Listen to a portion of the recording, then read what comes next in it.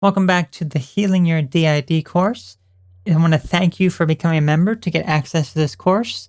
In today's topic, we're going to be talking about integration. So what is integration?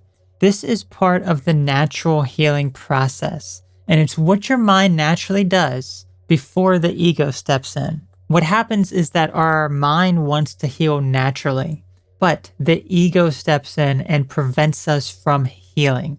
And as a result, what happens then is that it will cause us to dissociate more. But the natural healing process is that the traumas come out on their own, we learn to deal with them, and integration happens between these different personality states. And it's basically like fusing personality traits, memories, and emotional response, positive and negative, of one alter to another alter. So if you have different personalities, it's about fusing those personalities together to create a more well-rounded person.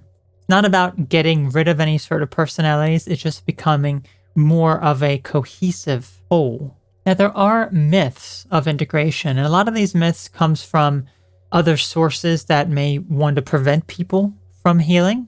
It could be absorbed by other people who have the condition themselves, who believe that there is no hope for them, so they project a lot of negativity and ideas like there is no way that I'm going to be integrating because it's not going to turn out well. However, when we actually look at some of these myths, we can see why they are very, very wrong. One of the myths is that it is the death of the personality and the alter will never be seen again. The reason why this is false because the alter is not going to die.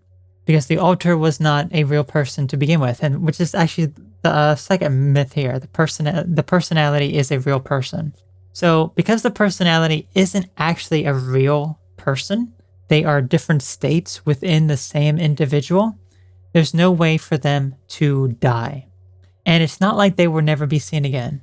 Instead, what happens is that with the integration, you're fusing certain parts together. So if there is someone who lacks a lot of confidence, who's not able to go out into public, who feels very insecure, then there's another personality that feels much more secure with who they are, but they each have different memories and personality traits. Maybe one is very easily upset at things, but the other one is much more stable. What happens when you go through integration is that the one that is very, very down, feeling very, very bad, will gain a lot of the memories from the one that is much, much more confident, but it will also start to become more confident themselves. And as a result, this person will become stronger, they will become healthier, and they will become wiser as well, dealing with this integration process. So they don't really die, they just become more of a cohesive whole as a result. Other people may want functional multiplicity, and this is basically functioning in society with different personalities. And this is also another, not necessarily a myth, but it is something that is continuing along the lines of preventing healing. It is a state of denial, because this is not the natural way the mind heals and deals with problems. Instead, this is a way that prevents healing. It prevents healing by being multiple personalities, because that's not how the mind is naturally meant to live. Instead, this comes from a place of fear. Fear of some of these other myths that we discussed. Like they want to have multiple personalities because they fear being alone.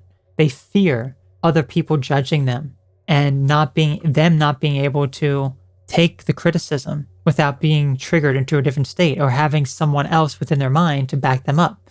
But if they know and they learn that they're able to be confident on their own just by boosting themselves up and being a healthy, confident person, then they would not go towards functional multiplicity. They would instead want to be a strong core being, a human being who has a whole bunch of traits that allow them to handle trauma. So how do you integrate then? You want to be able to heal and lessen denial. So when you're in denial about something, you have to recognize where that denial is coming from and you have to want to heal. If you don't want to heal yourself, then there's no amount of effort or time spent that is going to help you. You have to be able to remedy trauma in each part. So, because you have different personalities, each part has a certain trauma within them that needs to be healed. Whether, how complex that trauma is, how long that takes is a very different story, but each one has trauma within them that needs to be remedied first. And that's how the integration starts to take place. And it may make the primary personality, which is often the host, more stable, and there's less switching and triggers. So when your primary personality, when your host personality becomes more stable, more well-rounded, you will often notice that there is less switching, that there is less triggers just by having that foundation much more stable. So you can work from these different personalities all that you like, but until that host personality, the one that is primarily dealt with the abuse from the past, that is what I consider to be the host personality.